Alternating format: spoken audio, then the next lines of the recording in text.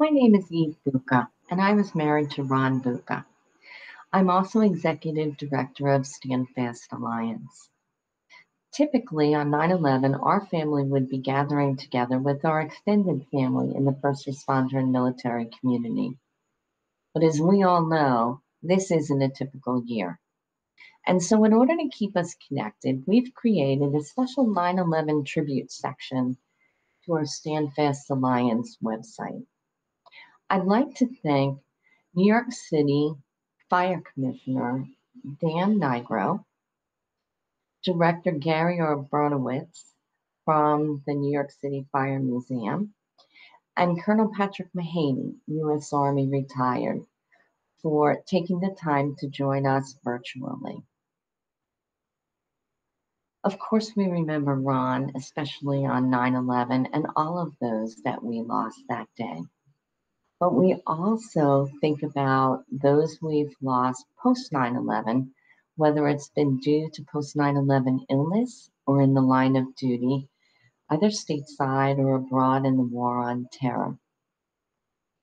We think of them and our hearts go out to their families. We also take the time on this day to give special thanks to first responders and the military community for everything they do 365 days a year, 24 hours a day to keep us safe and protected. We know this has been a very challenging year for everyone, but especially for that community. So we hope things will be easier in the future. And again, we really appreciate the extraordinary efforts that you've gone to this year to take care of us. We'll certainly miss seeing some of our regular friends at our 9/11 memorial. Our kitchen crew of Keith and Mary and Jimmy and Andy and all of the rest of them. We'll miss seeing you this year. And Bureau of Fire Investigation Chief Tom Kane and his staff.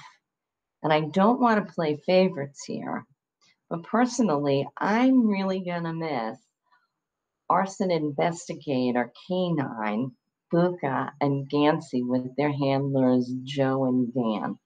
So we look forward to seeing you all again next year.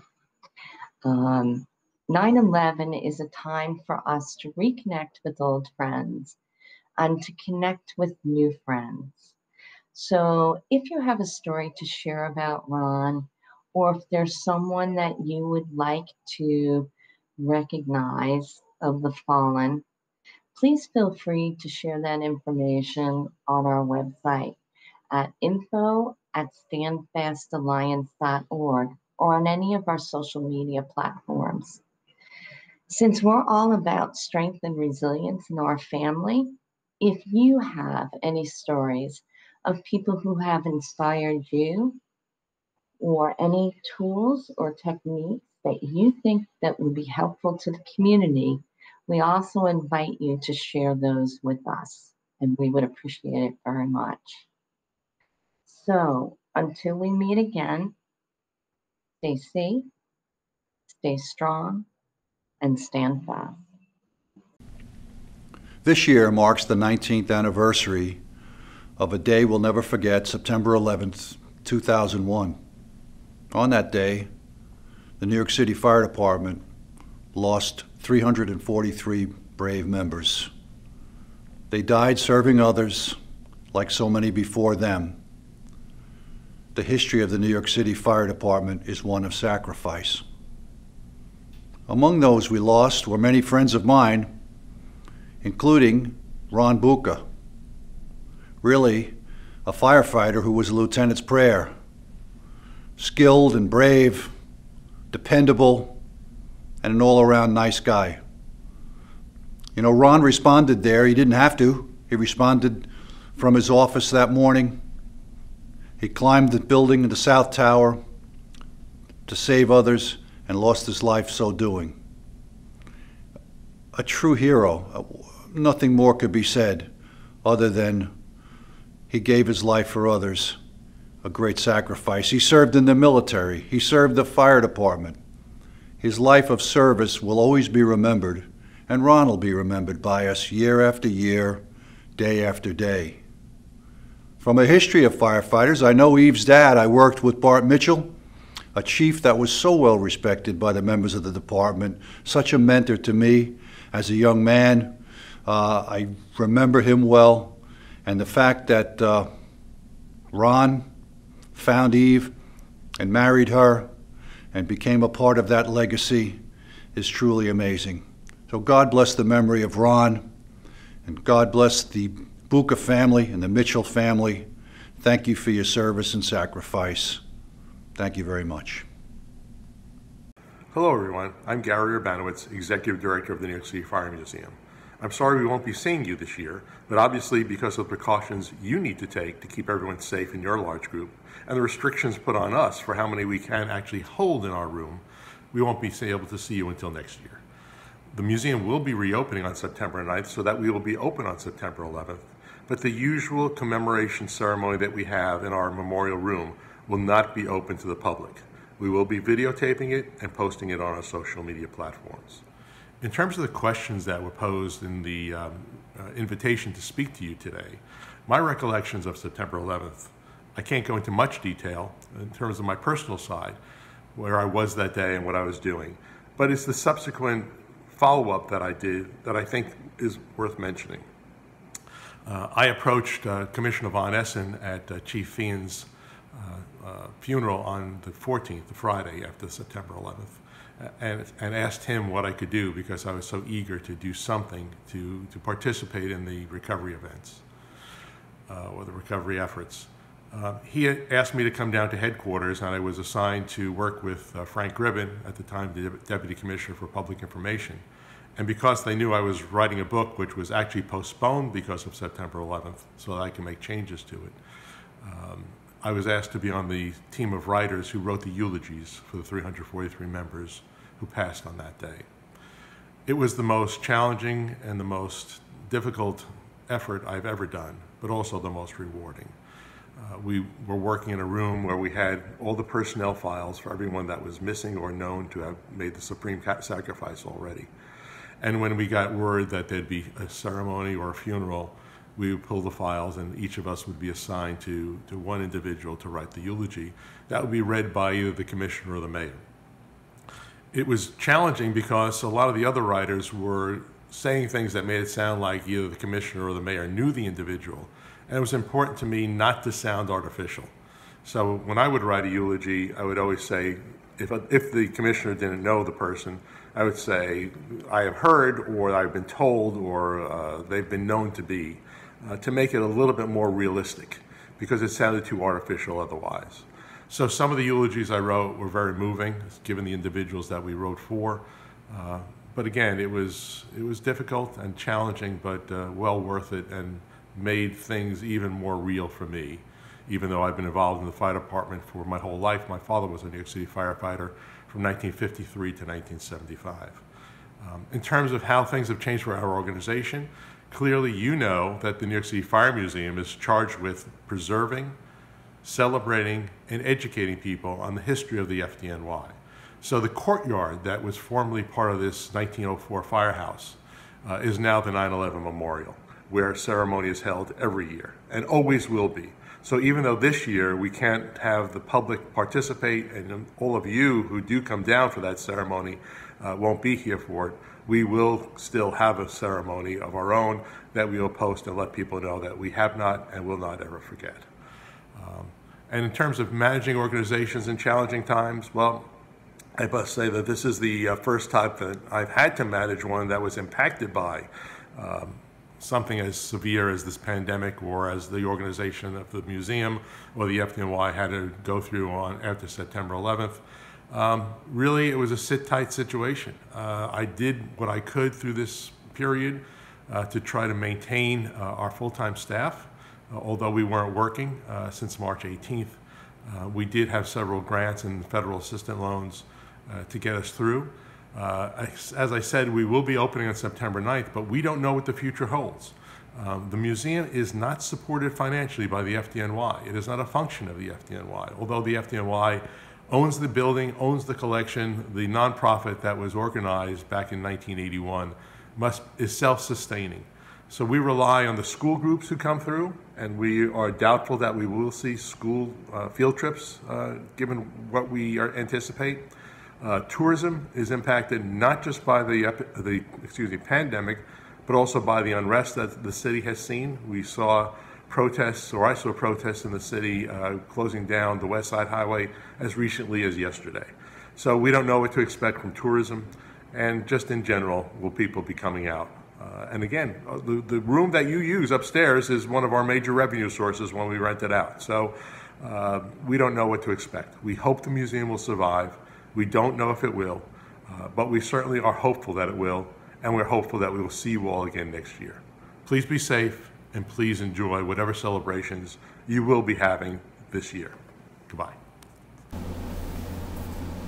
Greetings to the StandFast Alliance, their supporters, and especially to the Bucca family, friends of the Bucca family of the Alliance. I'm Colonel Retired Patrick Joseph Mahaney, Jr. of the U.S. Army Special Forces. I'm currently serving as a senior advisor to the Department of Defense's National Security Innovation Network. I'm also director of a nonprofit called the National Center for Urban Operations, and I'm a proud son of the New York City Fire Department. Bottom line up front is this year is, of course, very different, as we all know. It's a very difficult year this year, between COVID, between political and civil disturbances. There's a lot of uncertainty, certainly, that's out there, but I think that we should all take this opportunity to focus on the things that are being done now and what we can all do now, especially on the 9/11 anniversary, to focus on those things that can affect positive change, particularly those that can help out with national security and public safety. I think it's especially important as we remember the 19th anniversary of the 9/11 attacks to focus on those efforts that are directly related to those attacks, those that grew out of the efforts, and those that are continuing with people who have been involved in this from the very beginning, certainly going back to 19 years. Why are we doing this? Why should we do it? There's three main reasons. The first, I think, is pretty obvious. We have got to prevent strategic surprise like that which happened on 9/11. We need to think very broadly and analyze the emerging threats and challenges that are out there that are going to face our country, our first responders, our military, and that's one of the things I believe strongly that we have got to continue to do, and we have to dedicate ourselves to this effort. The second thing is, more specifically, the fact that we have got to continue to identify the gaps and seams that exist for the military and for first responders in terms of their ability to handle these emerging threats and challenges, and essentially to focus on those things that can enhance the survivability and effectiveness of the people who put themselves in harm's way for the general good. Ultimately, obviously, want to be able to protect our citizenry, but I think it's very important that we focus on, in particular, on those things that are going to help the people who are in harm's way. The third thing I'd say is that I think that we need to stay focused on the vision of Ronald P. Bucca for enhanced interagency cooperation. As you know, Ron was a member of the FDNY. He was a firefighter. He was a fire marshal. He was also a proud and very effective soldier. He was in the Army Special Forces. He was also serving as a DIA, Defense Intelligence Agency analyst. And he is somebody who understood deeply interagency cooperation. But I would say that taking Ron's vision, we have to internalize it, but we've got to even take it further. We have to be able to achieve what often now is referred to a whole-of-nation approach. And what that means is we've got to be able to bring in the rest of the country to help out with the things I was mentioning earlier. We're talking about entrepreneurs, people in finance, technologists, academics, etc. Anybody who's out there who can help, we will need to be able to harness them to be able to help. And I think that you'll find when you get involved in this type of work, which is essentially what I do, that there's a tremendous willing spirit out there across the United States of America for people to participate in this. They consider it their form of national service, and they're very proud to do it, and they're very proud to work with the first responders and the military in able to do this sort of thing. I would like to offer three updates, significant developments that have happened along the lines of what I'm talking about in the last year. The first one is the solver community. So the people that I referred to earlier with the whole of nation approach, we now refer to that community as a solver community. Well, the bottom line is that it's growing very, very significantly now. It's growing across the New York City metropolitan area, it's growing across the country, and it's now growing to include our allies and partners internationally. I'll give you a couple of quick examples of that. One of the places where you can see how this is unfolding, you can check out what's called the Defense Innovation Network, which you can access at innovatedefense.net. And you can see a number of these efforts and how they're coming together, both from the DoD side and for communities of practice that we've set up for people to help us on everything from operating in dense urban environments to how to handle disinformation challenges, disinformation that comes in from overseas, for example, on everything from COVID to an array of things. Very strong participation going in, and that's a very new and exciting development. The second thing, I would invite you to check out the website for the 501c3 that I run in conjunction with Major General retired John Wharton, former commander of the Army's Research Development Engineering Command, and Sergeant Major retired Joe Vega of the Army's 1st Special Forces Operational Detachment at Delta. That can be accessed at nco.net.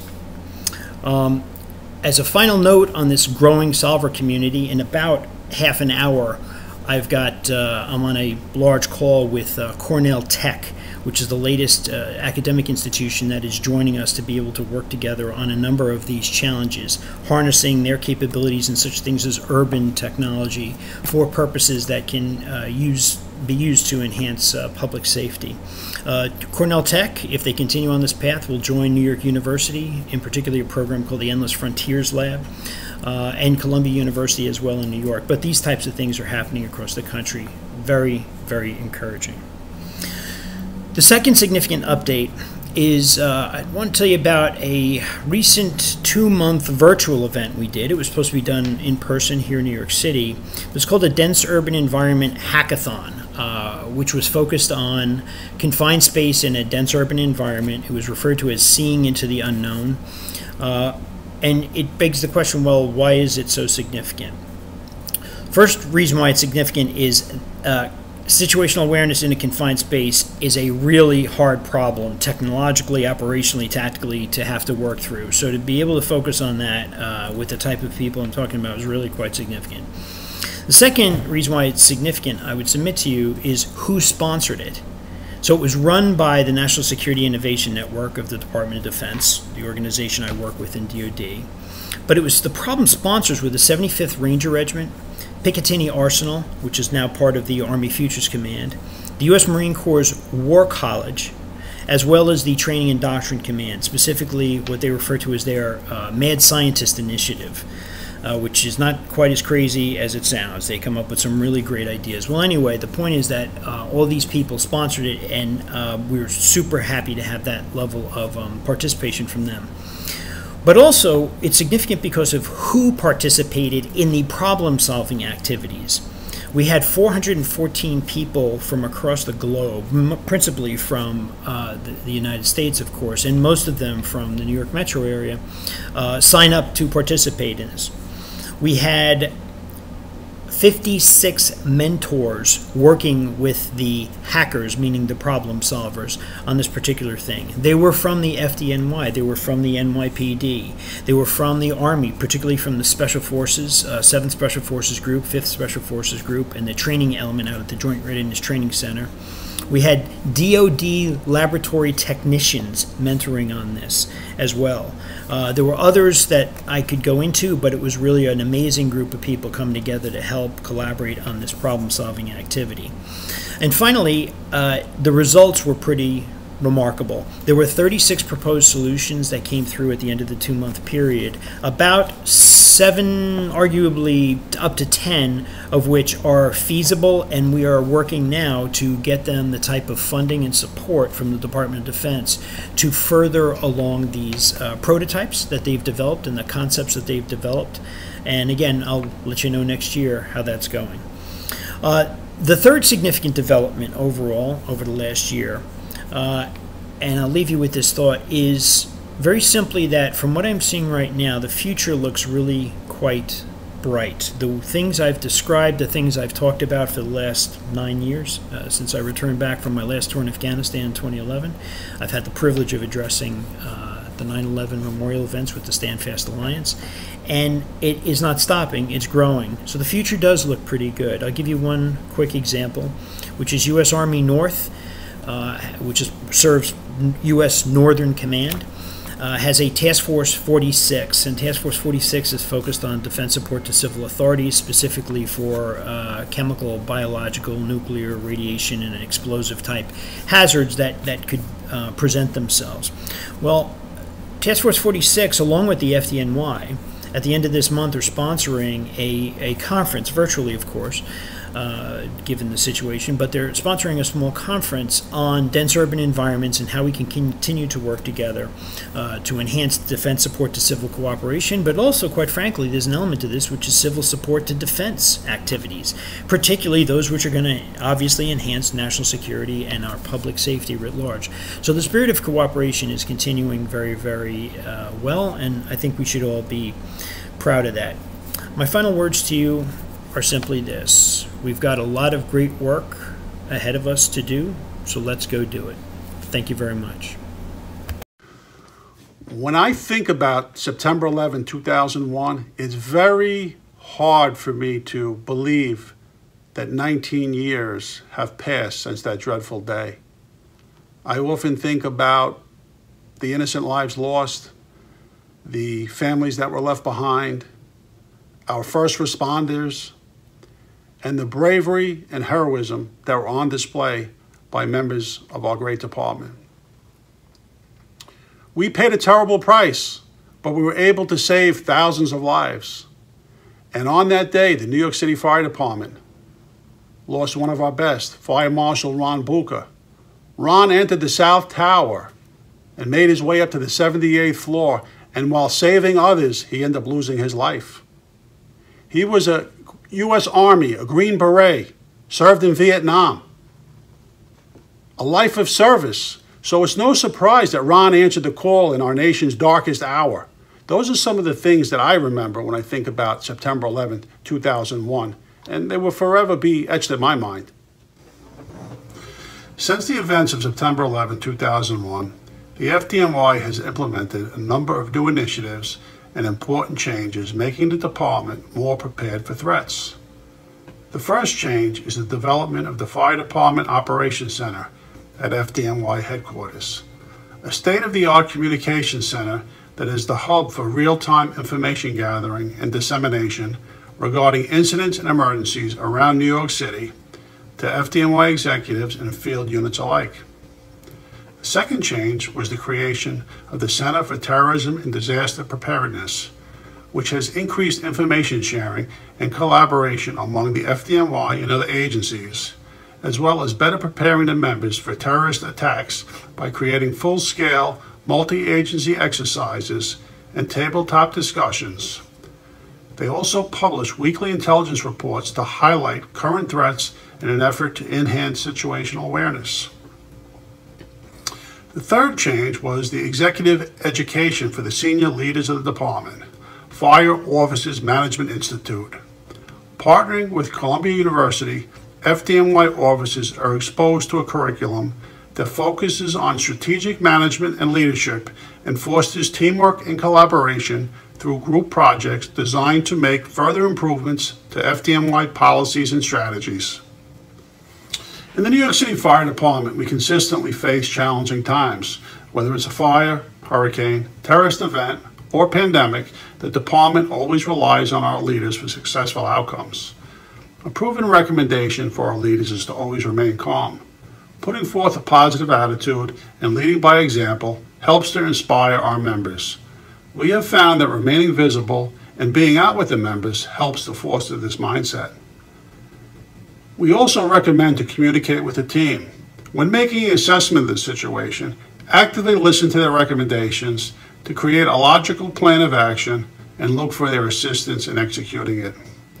Finally, look for feedback on how the plan is working. By eliciting feedback from the members, the leader can modify the plan in an effort to have a more positive outcome.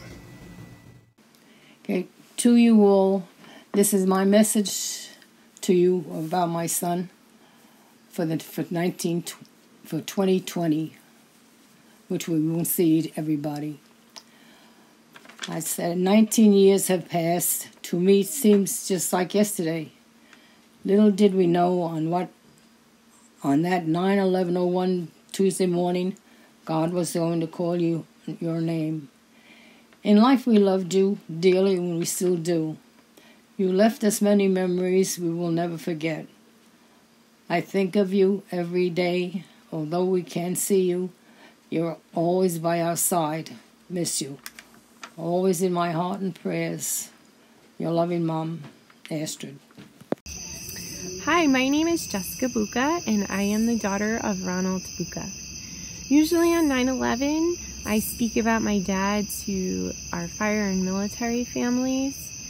This year is a little different, being virtual and not in person. I lost my dad when I was 23, which I feel is a relatively young age to lose a parent, but I also feel he was able to share a lot of memories and life skills and lessons into those 23 years. He was an extremely resilient human being. And for that, I really appreciate, because he taught me many of the things that I have been able to use this year. The first lesson or tool that he taught me was always maintain your sense of humor. I can't even begin to share how important that is. Sometimes it helps diffuse a situation. Sometimes it helps me change my mindset. My dad was always there with a joke, or he was a huge practical joker.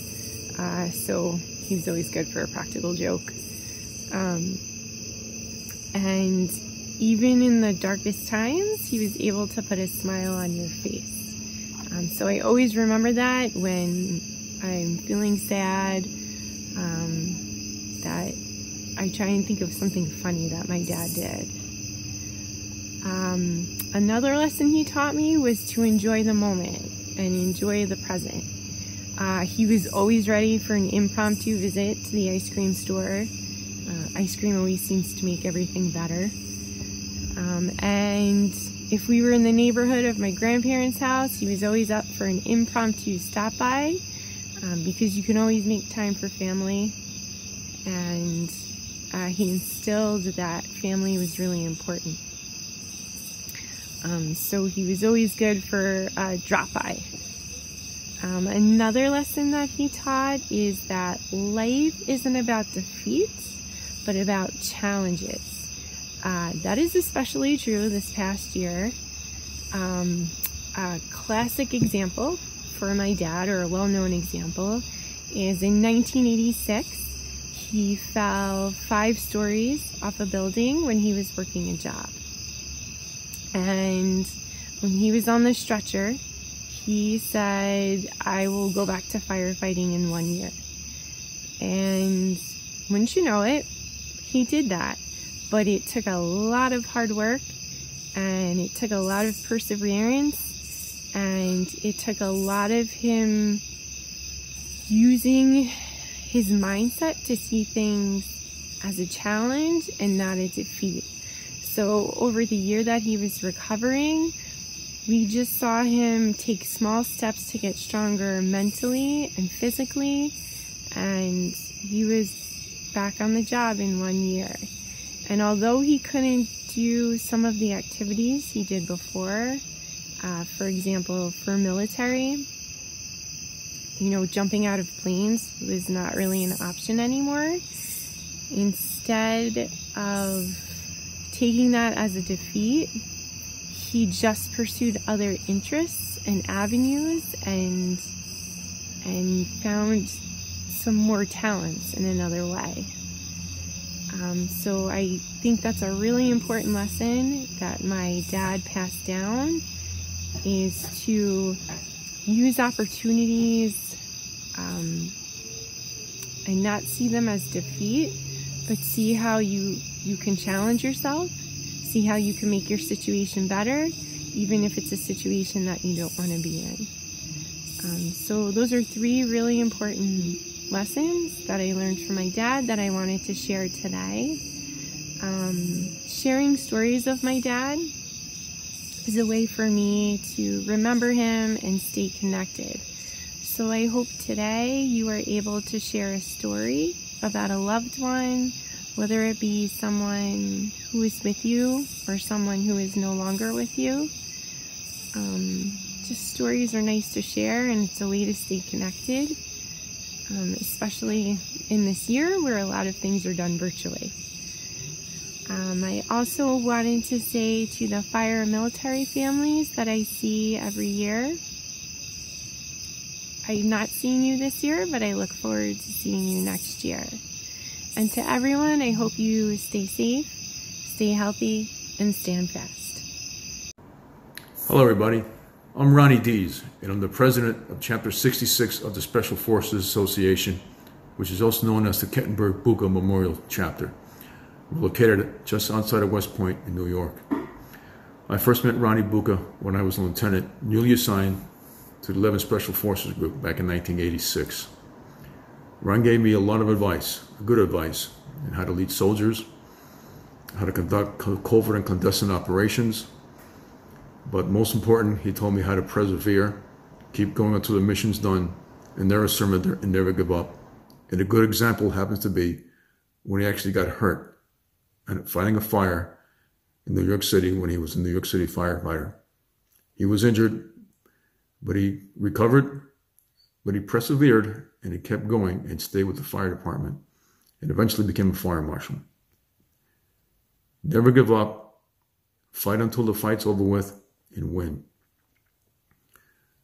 Another example of Ronnie's character was his support of the soldiers and firefighters that he served with. Always looking out for their best interests and also looking out for the mission. You can balance the two, and he did. I do miss him. He was a great man, a soldier, and a fire marshal, and a damn good, great American. God bless his soul, and God bless his family, and God bless our nation. Amen. Hi, I'm Bill Tronolone. Ronnie was my wife Loretta's first cousin. I met Ronnie in 1980. You know, one of the lessons that Ron always followed was never say we can't do this. This is the way it's always been done. You can always make things better with hard work and coming from different directions. And when you accomplish a goal, go back and make it even better. And when you do make a difference, do it quietly and always humble. It was never about him. It was about the mission in all its various forms, with the end result being in helping make his family and his country a better place to live. You know, most days I think of 9/11 in some form. Even on a beautiful cloudless day, it brings me back to walking up 42nd Street and hearing the wailing sound of a jet, not realizing that this beautiful day would test America's resolve forever. The countless stories of all the heroes that day who thought nothing of themselves except for all those that needed to be rescued, who gave their lives, and all those that just wanted to help in the weeks and months ahead after the World Trade Center came down. While it was devastating to the families in our city and our country, it also brought out the best of who we are. Those that went in the buildings that day were all heroes. But what struck me about Ronnie was that he didn't have to go in the building. He was a fire marshal. But he saw a mission and he had to complete that mission. It was in his DNA. The stories that we heard about Ronnie that day are truly inspiring. But I guess this Bible passage says it all. Greater love has no one than this, that he laid down his life for his friends. And all those who knew him are all better for it. Ronnie Bucca is a true hero in every sense of the word. May God bless him and his family always.